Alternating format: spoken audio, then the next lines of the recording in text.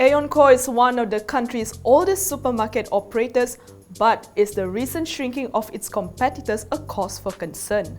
We talked to Po Ying Lu, Executive Director of AEON Co, about the future of the hypermarket and the challenges of brick-and-mortar retail. There's a lot of news about hypermarkets and supermarkets closing down. Is this something that is worrying AEON? Well, let me put it this way. The retail industry is really a competitive industry.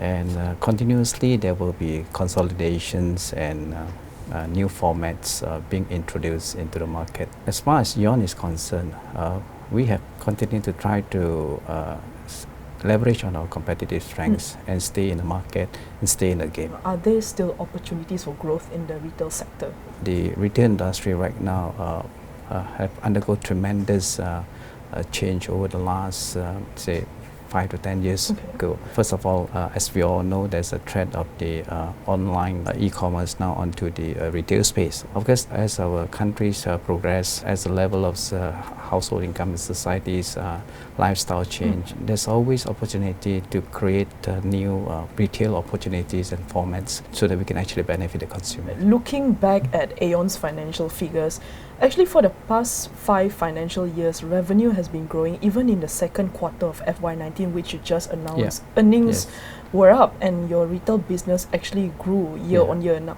But again, in the announcement, right, AEON announced that it is expecting a softer second half. Now, how are you going to mitigate this? First, our business model is quite different from the other players. While the other players may be actually be more single purpose, focused on being a more owner, on a departmental store owner or operates the specialty shop. In the case of AEON, our business model is actually quite a combination of being both a departmental store player, a supermarket player, as well as a mall player. On top of that, we are also quite known for our customer service and having a very nice mall environment ambience. And we believe those strengths is really what we should actually capitalize on. AEON stands has been established in Malaysia for the past 35 years. In the past 1.5 years, we've actually gone into a lot of refurbishments of our stores to cater to the changing lifestyle that we see in the consumers.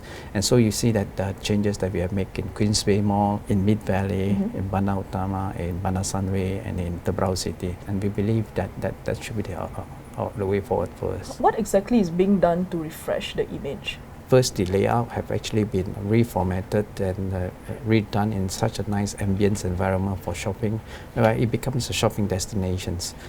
Secondly is the assortment. Previously, you would say instead of just having the grocery shoppings and now you have the delicatessen sections, you have the Japanese sections, you have which take up a much bigger space right now in the supermarket. In terms of the merchandise assortment, we have the ready-to-cook, ready-to-eat merchandise that actually cater to the increasingly lifestyle, the current lifestyles of consumers. Now, previously, the traditional supermarket will be just a supermarket where you actually go and buy groceries and that's it for your weekend shopping or even daily shoppings. How many outlets are there in total, nationwide? We have 34 stores right now, out of which 28 of them sits in our mall.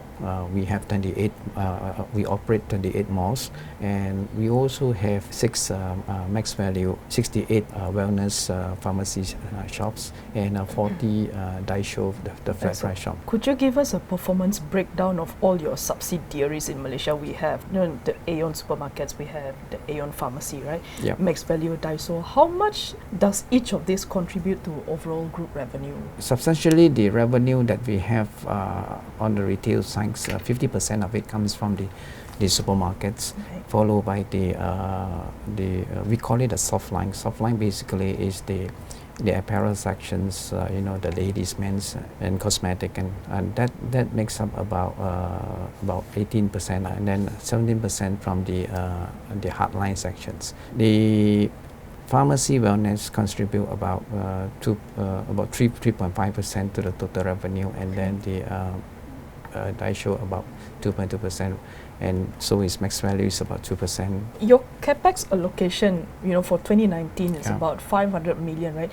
We note that this is actually lower than what is usually set aside, which is 600 to 700, because there are no plans to open new malls. So in this case, then, what is AEON's focus? It's not actually 500. I think it's between probably will be less than 500 for this year. Because of the current environment, AEON have actually slowed down the developments of its mall so that we will be in much better strategic position to put it back when the environment is good. Our focus right now is really more on the refurbishment of the existing malls, because most of our malls, in all we have 35 stores and 28 malls, some of them will probably be a bit more on the aging side, and we really have to do something about it. At the best of time, we have actually 94% occupancy rate. Right now, you're having about 89.9%, probably you can say so 90% occupancy rate. It's good for now because under the current challenging environment, it's really not that easy to continue to push it beyond the good old days.